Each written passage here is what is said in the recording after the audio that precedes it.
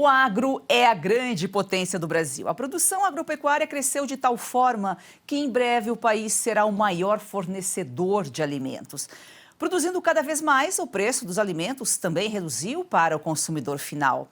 A partir de hoje, vamos falar mais da relação agro, tributos, preços, crescimento econômico no quadro Momento Jurídico com o doutor Eduardo Berbigier, da Berbigier Sociedade de Advogados. Doutor, prazer em recebê-lo aqui em A Força do Agro como parceiro semanal para desmistificar e simplificar o mundo dos tributos no agro. Joyce, a satisfação é minha em trazer o mundo tributário, o mundo jurídico mais simples, de forma mais simples, mais didática, para que o nosso telespectador possa entender o dia a dia, né? Muitas vezes o telespectador vê os números da reforma tributária, enfim, os números dos tributos e tem uma certa dificuldade em entender.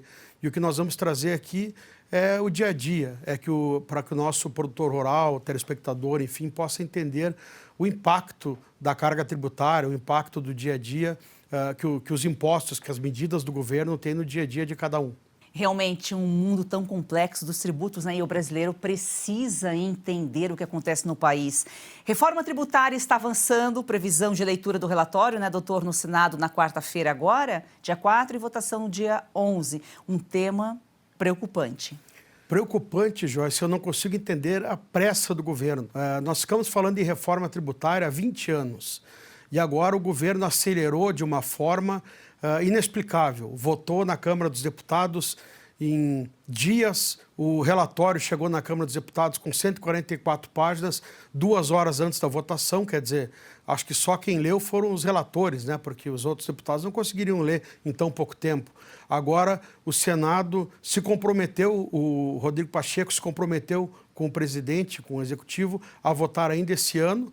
Então, eles ficaram de ler o relatório agora, dia 4, quarta-feira, e de votar no dia 11, com uma série de pendências, com uma série de questões mal discutidas, mal explicadas, e o pior, né, vão fazer uma fusão de projetos. Para que o nosso telespectador entenda, são 2 projetos básicos da reforma tributária. O 68, que discute os tributos que estão sendo criados, né, o chamado IVA, IBS e CBS, e o imposto seletivo, e o 108, que discute o comitê gestor. Esse 108 chegou dia 12 de novembro agora. Para que o governo consiga aprovar como ele quer a reforma, ele vai tirar um pedacinho do 108, só a parte do comitê gestor, colocar dentro do outro projeto que está há mais tempo e aprovar uma mistura dos dois, digamos assim. É um absurdo isso. E se o governo tem pressa, é mais preocupante ainda, porque é do interesse dele, né? Doutora, aí a possível alíquota média de 10%, 11% sobre os produtos do agro é preocupante também, é uma preocupação. Muito preocupante. Hoje o agronegócio paga, em média, 3,8% a 4% sobre os seus produtos. O nosso IVA, né, esses 2 tributos, IBS e CBS, a sugestão agora é uma alíquota de 26,5%. Os produtos do agro vão ter uma redução de 60% nessa alíquota. Isso significa um pagamento de 10,65%, podendo piorar. O Haddad sugeriu 28%, seria 11,2%. Um pequeno detalhe, o IVA mais alto do mundo da Hungria é 27%, quer dizer, com 26,5% nós já teríamos ali o segundo mais alto, com 28% mais alto. Mas no que impacta o agro, vejam um aumento de 3,8%, 4% de alíquota média hoje para 10,5%, 11%. É muita coisa, é um aumento muito grande de alíquota tributária em cima do agronegócio.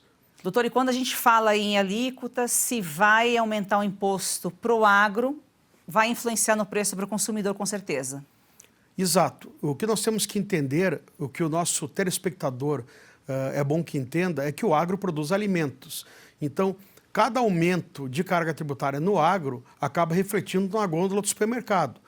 Porque o agro tem uma situação privilegiada nos tributos, até em virtude da essencialidade, porque os impostos sobre o consumo, eles se norteiam pelo princípio da essencialidade. Quanto mais básico um produto, um bem, menor a carga tributária. E como o alimento é o item mais básico de consumo da sociedade, menor a carga tributária.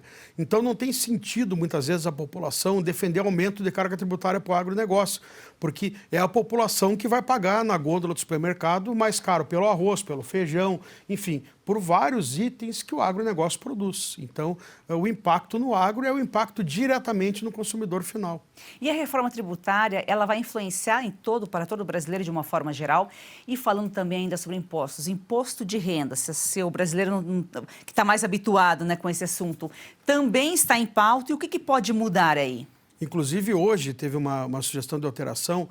O governo sugeriu um aumento, né, da faixa de isenção para até R$5.000, para que quem ganha até R$5.000 não pague imposto de renda, mas quer tributar distribuição de lucros e dividendos para quem ganha mais de R$50.000.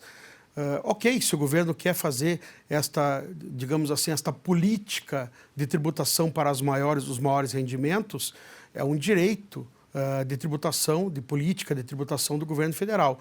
O que o governo não pode fazer é contar meias verdades. O governo tem dito que quem ganha acima de R$50.000 não paga tributos através da distribuição de lucros e dividendos. Isso não é verdade. As empresas pagam 34% de imposto de renda e contribuição social. Então, esse dinheiro ele já é tributado pelo imposto de renda e contribuição social.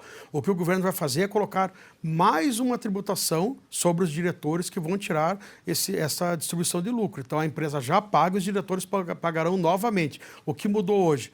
Hoje o governo alterou o projeto de lei para colocar 7,5% de tributação na fonte. Então, é direto, vão pagar 7,5% quem ganha acima de R$50.000. E estão dizendo que essa faixa de tributação vai ficar de 0% a 10%. 10% seria ganhos acima de 1.200.000. Então, isso ainda está um pouco em discussão, mas o governo está com isso bem adiantado para aprovar ainda esse ano e passar a vigorar já em 2025. A tributação sobre salários acima de R$50.000. Então, a única coisa que é bom deixar bem claro é que esse dinheiro já é tributado pela empresa e será novamente tributado na distribuição de lucro. Doutor, um assunto da semana passada, mas ainda repercutindo, o discurso de corte de gastos é real ou mais uma fachada aí do governo? Na verdade, foi uma grande cortina de fumaça, né? O governo fez uma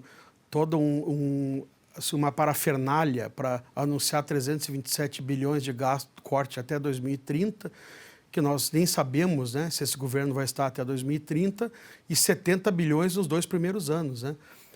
Analistas, até identificados com esse governo mesmo, disseram que é muito difícil o governo cortar 70 bilhões nos 2 primeiros anos. Falaram em 40. Isso não é nada. Não é nada por quê? Explico. O governo teve um aumento real de arrecadação de 9,70% até outubro. É muita coisa. Só em outubro agora o governo arrecadou 247 bilhões, foi 9,77% a mais. E mesmo com isso, mesmo com quase 10% de aumento de arrecadação federal, o governo tem um déficit de 105 bilhões até setembro.